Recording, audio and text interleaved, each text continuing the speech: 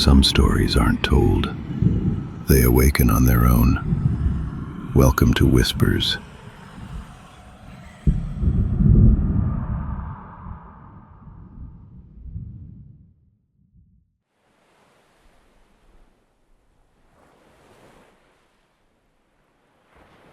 They said no one could sail that far north alone.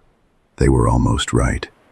Jonas Marr had spent 40 years chasing the edge of every map. 3 shipwrecks, 2 frostbitten winters, 1 scarred leg that still turned blue in the cold. None of it mattered. The North had been calling him all his life. The unreachable horizon. The hum behind the wind. This time, he would answer it. He left the harbor under a steel sky, alone except for Nell, his 3-legged terrier. A creature of stubborn loyalty and quiet courage. Together they sailed aboard the Wayfarer, a 30-foot wooden boat that creaked like an old bone but had survived storms fiercer than this one. Or so Jonas believed. The voyage began in beauty.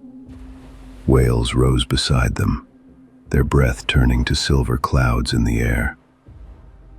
Icebergs glowed blue from within, like lanterns buried in snow. The stars spilled across the sea so brightly they seemed close enough to touch. Jonas laughed aloud sometimes, drunk on solitude. He believed in the purity of it. Man, dog, and water. He wrote in his log each night, wind steady, spirits high, north awaits. By the 17th day, the ocean had turned strange. The waves flattened into sheets of metal. The compass began to spin, lazily at first, then faster, until the needle blurred and finally stopped, pointing not north but straight down. Jonas frowned and tapped the glass. It didn't move. Nell growled low in his throat. The sound wasn't at the sky or the wind. It was at the water beneath them. That night the sea went silent. No ripples, no sound. Not even the faint slap of waves against wood. Jonas woke to the hum, low, mechanical, coming from below the hull. He leaned over the side, lantern trembling in his hand. The water was black glass. His reflection blinked half a second late. Then a voice rose from beneath the surface, so faint it might have been his imagination. Jonas. He stumbled back. Wind, he muttered. Just the wind. But there was no wind. He bolted the cabin door, lit the lamp, and tried to write. The page under his hand was damp. Ink ran upward through the fibers, like veins forming beneath skin. New words appeared, though he hadn't written them. The sea remembers. He tore the page free and held it to the flame. The paper blackened but did not burn. It crumbled into salt and vanished between his fingers. Fog arrived the next morning, a wall of white swallowing the world. The GPS blinked zeros. The air turned thick as wool. Jonas stood on deck, lost in the whiteness, until a dark shape drifted into view. A ship, frozen in motion. He could read the name on its bow through the frost. The Hecate. He knew that name. A vessel lost 5 years ago. No survivors. No wreckage ever found. He called out, Hecate. Anyone aboard? Only silence answered. He tied a rope around his waist and rode through the mist. Nell barked once, then whined. The deck was slick with frost, but everything looked untouched. Ropes coiled neatly, doors shut, mugs still frozen to the galley table. It felt wrong, like the crew had simply vanished between one breath and the next. He found the ship's logbook in the captain's quarters. The last entry was scrawled, letters gouged deep into the page. We hear them beneath us. They want us to remember. Jonas froze. The air grew heavy, pressing against his chest. From somewhere below came a slow, rhythmic knock. Knock. Knock. As if something was testing the hull from the inside. He backed away. Frost spread across the walls, forming handprints from the inside out. He ran. By the time he reached the Wayfarer, the fog had closed again. The Hecate was gone, swallowed whole. But that night Jonas dreamt it was still with him, sailing upside down beneath the water, its black masts scraping along the underside of the ice, its crew staring upward with mouths full of seaweed and eyes that never blinked. Jonas. By the 26th day, the cold burned instead of bit. The sea had stiffened to slush. The hull creaked like an old man's spine. And somewhere below, that hum had turned into something alive. He leaned over the edge and saw movement under the thin ice. Not fish, not currents, people. Dozens of pale forms drifting just under the surface, arms extended upward. One hand pressed against the underside of the ice directly beneath his own. 5 fingers, blue and slow. The palm moved. It was writing something. Jonas stared, breath fogging on the glassy surface, as letters carved themselves through the frost. Let us through. He swung an oar and shattered the ice. The water beneath was empty, but when he looked again, the letters were gone, replaced by something carved into the hull itself.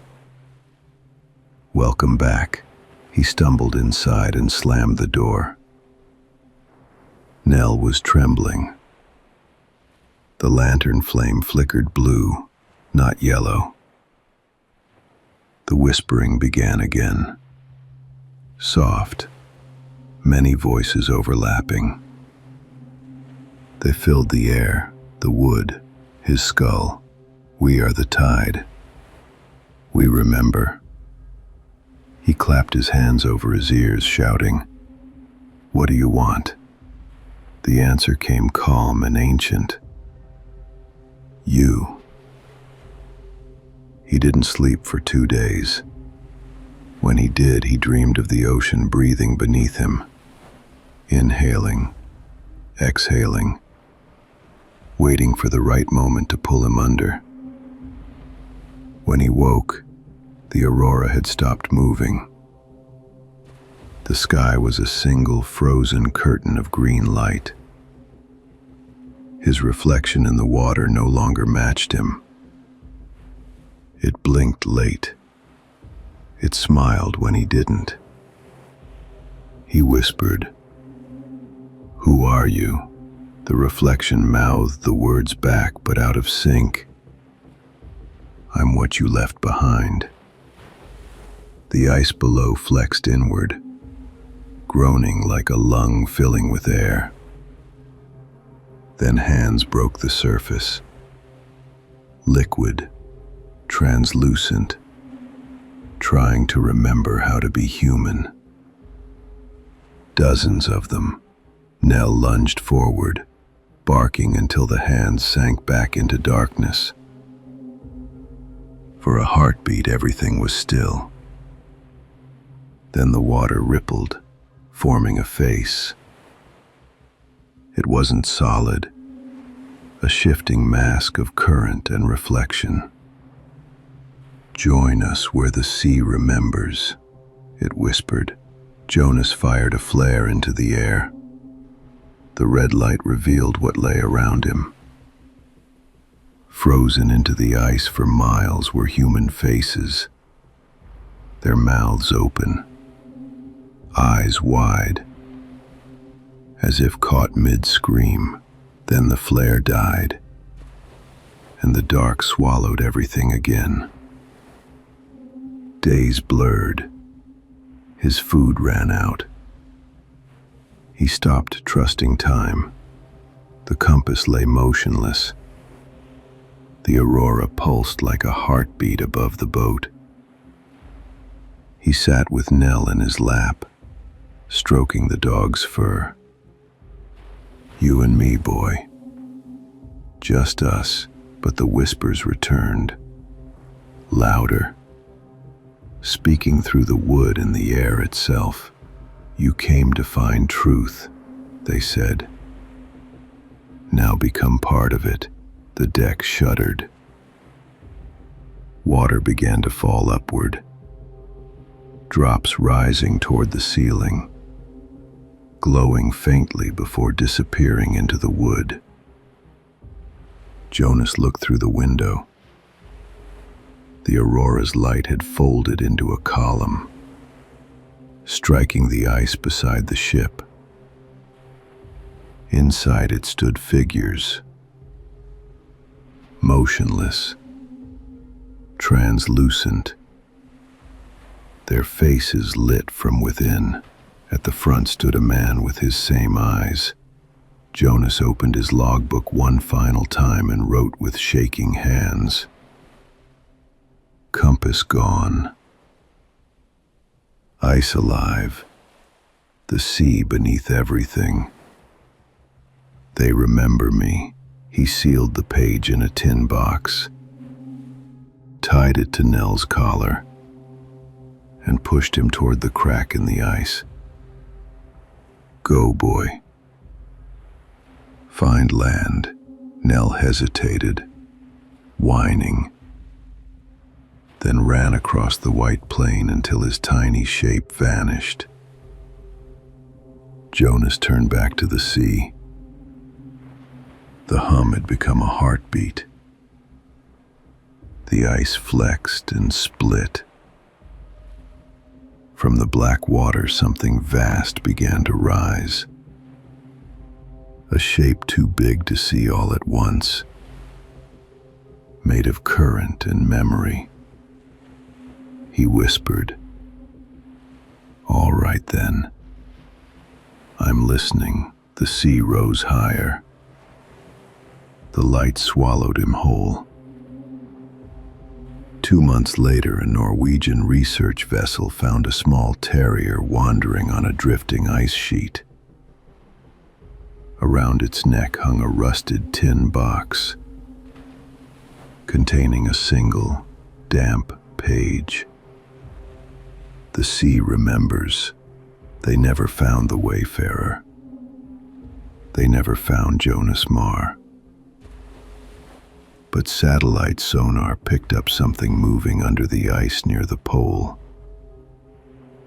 the size of a small ship, traveling slowly against the current. Every midnight, the sonar registered the same sound, a heartbeat, faint but steady, and a voice whispering through the static. "We are still sailing north."